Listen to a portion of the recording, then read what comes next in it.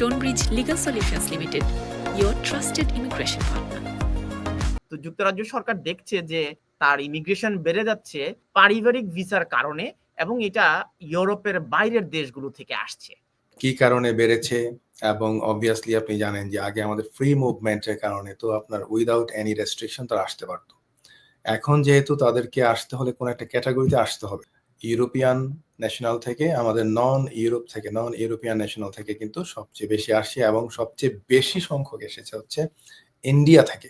আগে আপনার প্রত্যেকটা আপনার মাস্টার্স লেভেলের কোর্সগুলোতে ডিপেন্ডেন্ট স্পাউস চিলড্রেন আনতে পারতো। 1 জানুয়ারি 2024 থেকে এটা আপনার বাদ দেওয়ার একমাত্র কারণই হচ্ছে যে নেট মাইগ্রেশন খুব দ্রুত বেড়ে যাচ্ছিল। আপনার 100,000 স্টুডেন্টের ক্ষেত্রে যদি 160,000 ডিপেন্ডেন্ট চলে আসে, তো অবভিয়াসলি এটা তো তাদের জন্য একটা ওয়ারির বিষয়। তো আমি স্কাই নিউজের একটা প্রতিবেদন দেখছিলাম।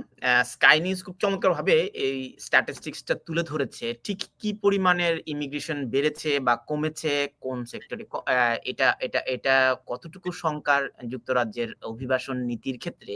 এখানে যে স্ট্যাটিস্টিক্সটা দিচ্ছে স্কাই নিউজ, ইউ থেকে নন ইউ জাম্প করেছে, রাইট। এবং এখানেই হচ্ছে আমাদের আলোচনার সোর্সটা আমরা পেলাম যে ব্রেক্সিটের পর আমরা দেখলাম যে নন ইউ বেশি আসছে, ভারতীয় মাইগ্রেশনদের এসছে, এটা আমরা আগের অনুষ্ঠানে আলোচনা করেছি। এরা কিন্তু একটা বড় অংশ স্টুডেন্টদের স্পাউস এবং একটা বড় অংশ এই পারিবারিক ভিসায় আসছে। তো যুক্তরাজ্য সরকার দেখছে যে তার ইমিগ্রেশন বেড়ে যাচ্ছে পারিবারিক ভিসার কারণে এবং এটা ইউরোপের বাইরের দেশগুলো থেকে আসছে। তো এটা আপনি যদি একটু ব্যাখ্যা করেন। আমি পুরো প্রতিবেদনটাতে আর গেলাম না, আমি এখানের এই পয়েন্টটা নিলাম।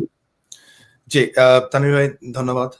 এই প্রতিবেদনটা থেকে কিন্তু মোটামুটি পরিষ্কার যে ব্রেক্সিটের পরবর্তী আমাদের যে এখানকার মাইগ্রেশন কি কারণে বেড়েছে এবং অবভিয়াসলি আপনি জানেন যে আগে আমাদের ফ্রি মুভমেন্টের কারণে তো আপনার উইদাউট এনি রেস্ট্রিকশন তারা আসতে পারতো।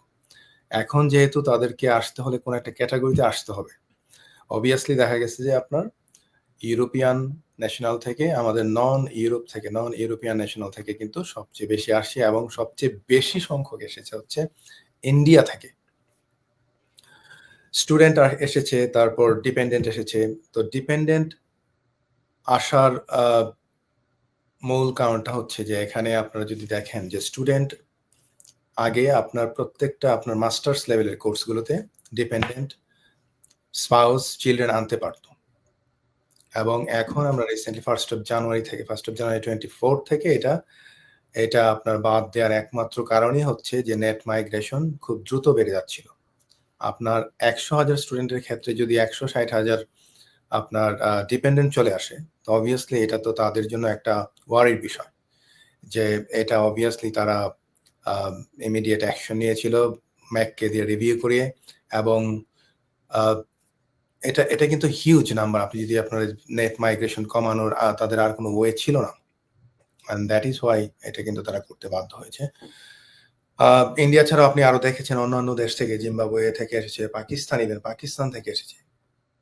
যদিও এই দেশগুলোর মধ্যে আমাদের বাংলাদেশ নাই, বাট স্টিল আমরা কিন্তু এখন এই যে একটা মানবিক ব্যাপার, আপনি পড়াশোনা করতে আসবে, তার পরিবার আসবে না বা তার স্পাউসদেরকে আনতে দিবে না, এটা তো একটা বড় মানবিক সংকট হয়ে দাঁড়াচ্ছে।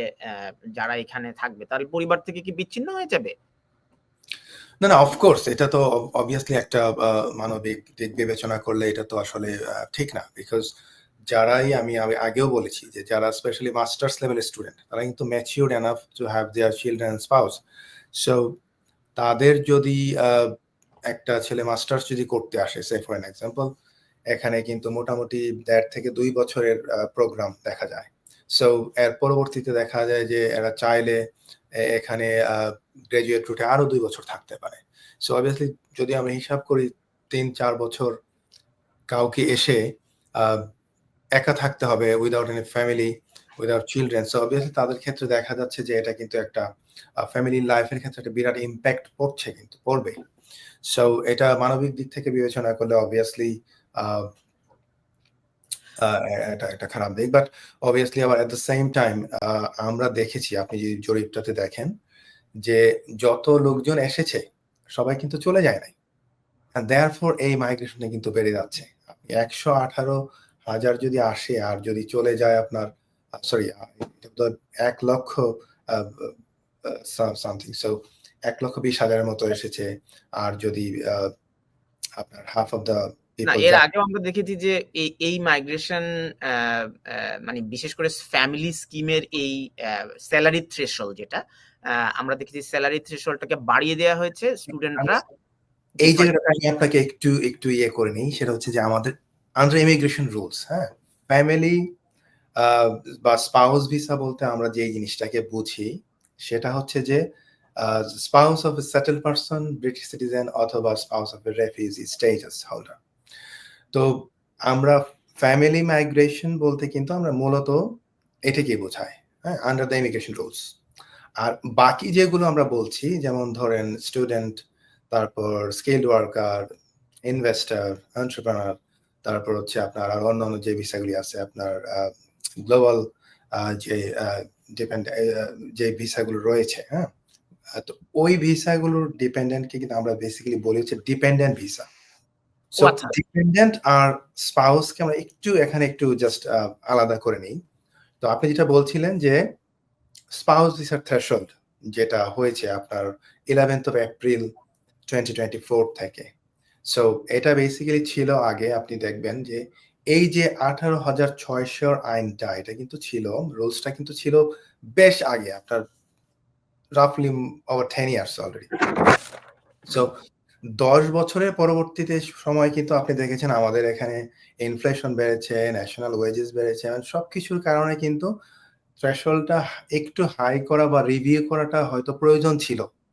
বাট ওরা যেভাবে একটা মানে কি বলবো এটা ড্রামাটিক যে একটা মানে ড্রামাটিক্যালি যেভাবে বেড়েছে জিনিসটা, শুধু এটা চিন্তা করলে কিন্তু এটা আমার কাছে মনে হচ্ছে যে এটা রেশনাল না, এটা ফেয়ার না, এটা রিজনেবল না। ওই যে আপনি যেটাকে বলছিলেন যে তার ফ্যামিলি থ্রেশহোল্ডের যে কস্টটা আর কি, হ্যাঁ, এটা হচ্ছে UKV এর ওয়েবসাইটে আমি দেখছিলাম তাদের ফিজের কথা বলছেন? ফিজ, আচ্ছা আমরা ফিজে পরে আসছি। Stonebridge Legal Solutions Limited, your trusted immigration partner.